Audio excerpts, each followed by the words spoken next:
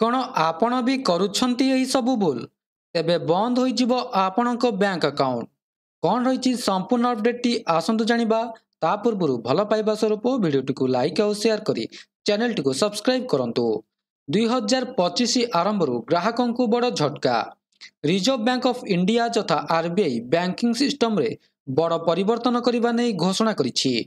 RBI रो ए निष्पत्ति कारणरू कोटी कोटी ग्राहकों उपरे प्रभाव पड़िबार आशंका रही। बैंक ठकई मामला को रोकिबा पई आरबीआई पक्षरु ए प्रकार निष्पत्ति निया जाइछि।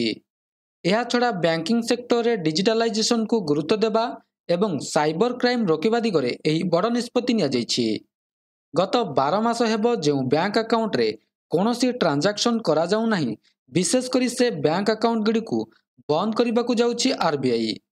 जो अकाउंट रे जमा राशि शून्य रही से बैंक खाता भी बंद हो जदि कौनसी ग्राहकों अकाउंट रे लंबा समय धरी जीरो बैलेंस रही तेबे से अकाउंट मध्य बंद करदेव आरबीआई।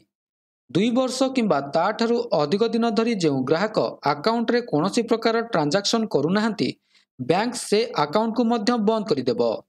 एसबु अकाउंट जरिए लोके माने ठकईर शिकार होउछंती, जार मुकाबिला करबा पई रिजर्व बैंक पक्षरु नुआ वर्ष पई ए प्रकार निष्पत्ति निया जाइछि।